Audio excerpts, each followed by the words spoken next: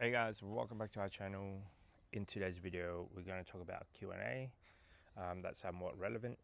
So the question goes, is it worth selling a house without a real estate agent?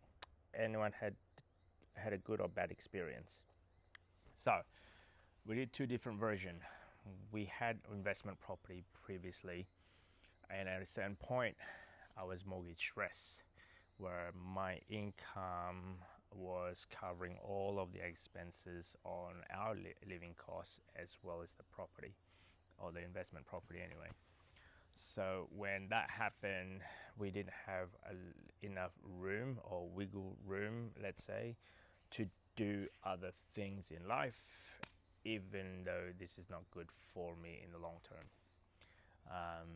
So for that reason, we did a negatively gearing where the property is actually costing us money every single week, well, instead of giving us cash flow.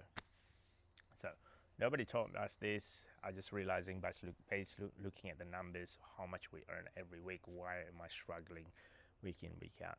It works out to be that our investment property is costing us a lot of money. After sitting down figuring it out, so I had to sell the property. Unfortunately, I didn't have enough money to pay the real estate agent on the first transaction. So I had to then try to do it myself. Now the property is roughly about an hour away from our where we were living back in Sydney. So it was a little bit tough just putting it in, putting the ad on, have the inquiry, doing an open inspection, and all that needs to be done when trying to sell a property.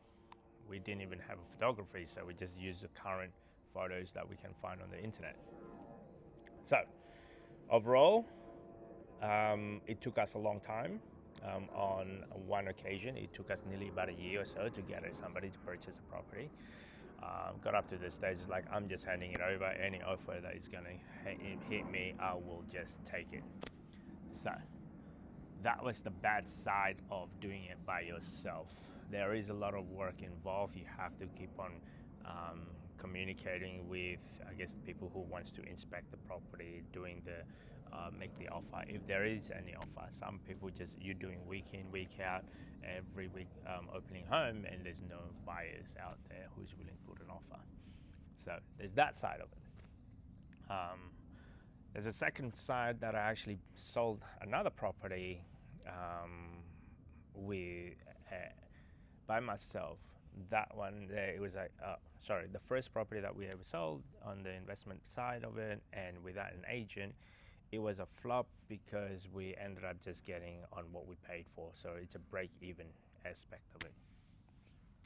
We didn't make, we kind of make enough money to cover all the costs and recoup our fund, let's say. So there's that one side.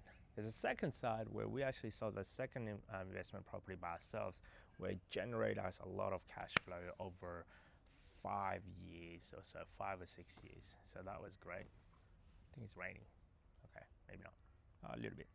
So when it was over the 5 years, great cash flow, and I thought to myself, yes, this is easy. We should be able to sell this property easily.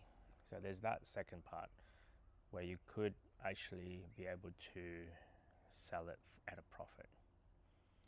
Then, third property.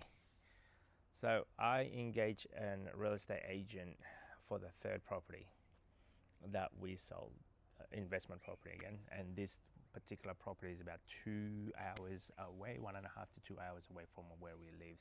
Realistically, after experiencing the first two, realizing that I might have to do open inspection every week. Realistically, I'm not going to be able to do that, so I'm going to engage a real estate agent to do that. Now, with the way I sell the property, I want it a certain way. I have to engage I guess, a real estate agent that understands the way I want the property to be sold. He managed to do that, and we were able to grab, again, a good cash flow from it. So that's the third one. The fourth one is we sold our principal place of home with an agent that's been marketing in the area over 10 years. So this is one of the agent. Literally, it was on the bottom of our building, and he had an office in there, and he's been just the brand anyway, been selling it for over 10 plus years, and that's the only thing that I see in every time we go to the mailbox. So we engaged that agent. They did a great job, exceed over my expectation. We actually had received more than what we expected as a benchmark. So overall, I did both. I did it myself. One of them is a flop. Second one is actually gone up more than what we expected. Did another agent. Both of them, it went exceeded than what I expected. So unless you know what you're doing, it makes it hard. Unless you actually search for it, you're trying to market it a certain way, you got to word it correctly, you have to have a certain trigger point, because I'm not a salesperson. And real estate agent, they're good at talking, they're good at, I guess, trying to manipulate certain keywords, let's say, when they're trying to sell or get a buyer to commit at a certain dollar figure or so. So yeah, overall, if you're thinking of doing that for a living, then yes, good idea. But if you don't looking at that as a living, let's say, if you're just doing it once off here and there, probably a good idea if you just get an agent to do it. There's the amount. Yes, it is a painful that you have to pay, I guess, the commission to them, but it's less headache on your end. So it's less, and they can give you pointers, let's say. So in our investment property, we didn't stage the property, we just let it be as it is, because it's an investment, there's a tenant in there, let them make it sure that it's clean, neat and tidy and whatnot, and they deal with all that paperwork. Sometimes I look at it and go, wow, that's a lot of money just using a professional that's only going to be working for about 2 weeks, 2 or 3 weeks of campaign or so. Sometimes even less. So it is, in some cases, yeah, I feel like it is a bit expensive, but at the same time, it's less headache.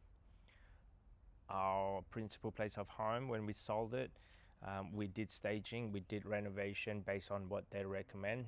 A couple of paint, change the lighting, stage the property, they make it look pretty, get emotionally invested on the people that is walking on the door. So for that particular reason, it went through than what we expected. If we were to have to cover all of the costs involved, with the renovation, staging, and the marketing fee, let's say, what this agent did, it went beyond that. So overall, definitely use a professional instead of you're doing it. You're there for the financial side of it, but you also don't want to be emotionally attached to it. But yeah, that's just my experience from what we've done throughout the years, buying and selling a property. Overall, definitely use a professional. Don't forget to subscribe, comment, guys, and I will see you on the next video.